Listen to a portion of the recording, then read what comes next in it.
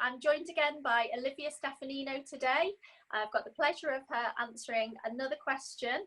And Olivia, as you will know by now, is an author. She's a speaker, she's a coach, and she is creator of The Money Types, also known as the Money Types Queen. Hello, Olivia. Oh, a queen. I've been promoted. Thank you. Hi, Sarah. It's going to be fun. Thanks very much for joining us. And today's question is all about perfectionism.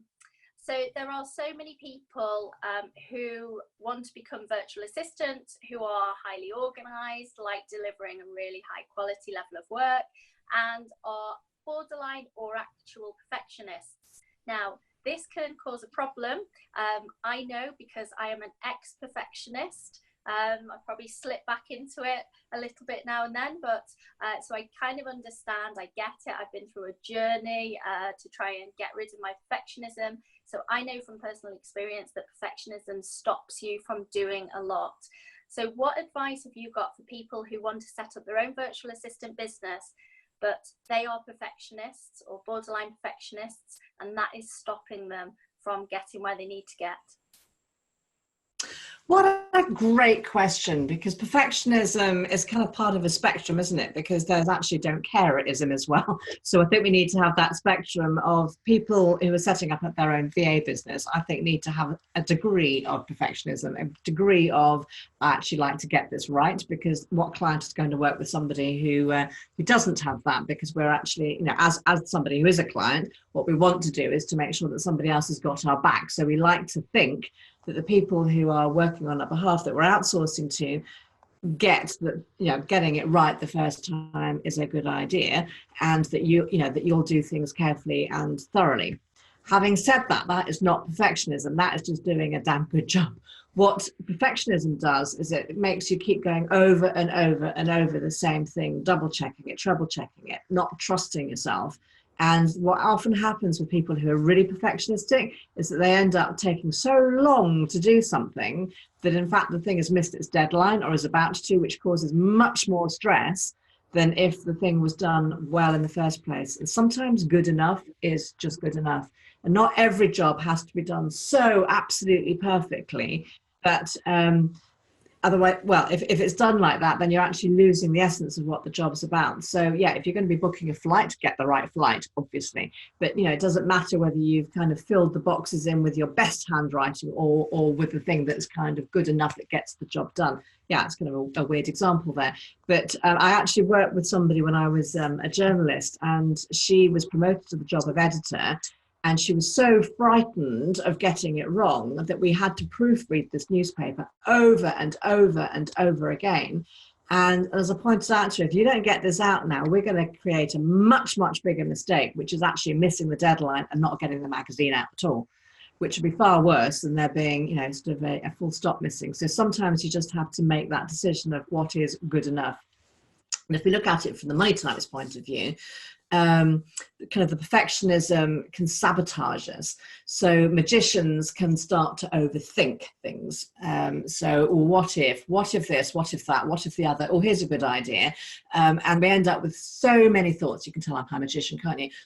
That we end up almost stuck and overwhelmed and do nothing. And then who knew it? Another whole day has gone past. So we've not moved anything forward, but had lots of thoughts and lots of concerns. And the people around us start looking at us thinking, well, you're not actually doing anything at all, are you?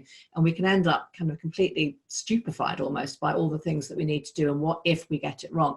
And I do think that being blessed with a good imagination, which magicians are, means that we're also able to see what could go wrong. So we try and outthink and outsmart all those things that could be classified as mistakes. So we end up doing nothing, which is the biggest mistake of all. Or we end up not daring to go and start our new business because what if?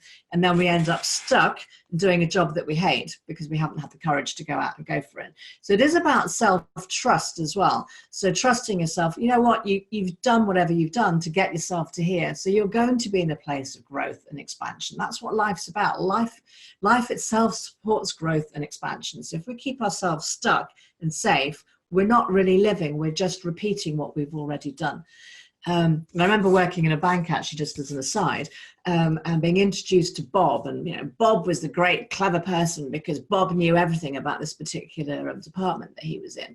And Bob had 15 years experience. And I met Bob and then thought, actually, Bob doesn't have 15 years experience. What Bob has is 1 year's experience that he's repeated 15 times because he hasn't had the courage to grow and expand. And we all get stale. And when we get stale by not expanding, then we end up making more mistakes because we're bored and we're not engaged. And when we're not engaged, stuff really starts to go wrong. So it's about stretching ourselves, stepping out of our comfort zones. That is the invitation of life. Magicians get that when they decide to go for it rather than to hamper themselves by what could go wrong. And ditto in a way for architects as well. They're the ones that should use the systems and processes that are their lifeblood to make sure that they're double checking what they're doing. And then they know that if they've got a system and they've used a checklist and they've checked against it, whoopee-doo, job done, next. So that, because actually what your clients want is for you to be able to get on with and make things happen and to see that bigger picture and to be able to discern between what's really important and has to be got right and what needs to just be done in a good enough fashion. So if you make a phone call at 3:15 rather than at 3 o'clock for someone, it's no big deal. But if you get somebody's book published the wrong way, then, or book them onto the wrong flight, then you've got a bigger issue. So it's about knowing what is important and what isn't. It is about that personal trust. Angels, and I think we probably have quite a few angels that make up VAs as well, often can go into self-doubt. That is their shadow side. Is it good enough? And they will end up doing more and more and more to try and please the person or the people around them, their family, or of course their clients. And you can end up, if you're not careful, with some clients, if you don't choose your clients carefully, could end up going, oh, I'll just take a bit more and take a bit more. That's the thing that can happen to angels if they're not careful. So by having your own business as an angel, start out with the idea to work with people who understand that it's about creating win-win. It applies to everybody, but particularly to angels. So you want people that you're working with who you're part of a team together, that you're collaborating, that you're a respected member of that team. Both of you are, respecting each other, and that you have that respect for yourself. You know that you're good at what you're doing. Otherwise, you wouldn't have set this up as a business in the first place. So that's the kind of the key. And for prisoners as well, it's very easy to use their imagination to say, oh, this didn't work last time, so it won't work for me again, and just to talk yourself out of it. But you know what, I think the Dutch have a great expression, which is we already start with a no. So if you don't go for it, you already have got nowhere. So by doing anything, you're already starting to improve where you're at. So just keep taking incremental steps, learning, growing. And the easiest thing to do to get to where you want to be has to be to work with other people who have been in that situation before, who can give you a helping hand and to show you the way. Am I right in saying, Sarah, that when you're working with people, they're not just abandoned to doing the work on their own, having to work it out for themselves, but they can follow the system that you've put in place. They know what you've done works because you've proven it, and other people have used that system and it works as well. So there's somewhere that that if you follow that system, you're safe. The other people around you also know that you're safe, and that's a big thing too. And then you just put your best stuff into it and enjoy the process. When you enjoy it, you're engaged. When you're engaged, things just seem to kind of work out. If you're not engaged or you're worried, that's when you start to make problems. And you don't need to worry if you've got people around you who get it, who've been there before, and who can show you the way. Would you agree? Yes, absolutely, definitely. And I'm loving your Bob example. Yeah. He was a bit dull, actually, to be perfectly honest with you, because that's what happens when people keep themselves safe, that there's nothing to engage with. And the most juiced, exciting people that we all want to work with are people who are pushing themselves, breaking out of that comfort zone, trying things that are new. And you want your support team to also be doing that, so that we're all growing together. And that's, for me as a client, working with a number of different outsourced people, knowing that my team love what we're about and get the vision that we're all part of it, is really, really exciting. So from both perspectives, it's just brilliant when we're all growing and expanding. That's nature's gift to us, or invitation to us. And perfectionism, you don't actually see a rose out there going, I've got to be perfect, I think I won't bother. It just is a rose. And if you're starting out in business and you're setting up in business, then that's who you are and what you're doing. You're already doing it. Now get some fun into it. Enjoy doing it.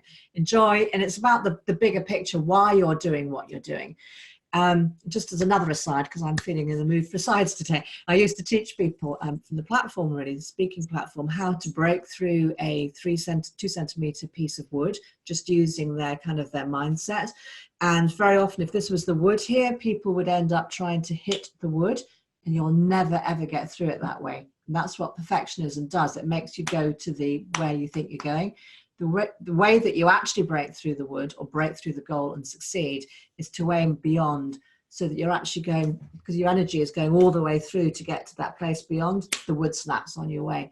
And that's, for me, is a bit of a metaphor as well for perfectionism, because we try and make it perfect here. But what's the real bigger picture that you're creating all of this for? What's the thing that you're doing? What's the outcome that it's a part of, that whole piece of the puzzle? What does it achieve? So if you're aiming for that bigger thing, you'll be perfect along the way, because you know what you're going for. That goal is bigger rather than just getting that particular detail done.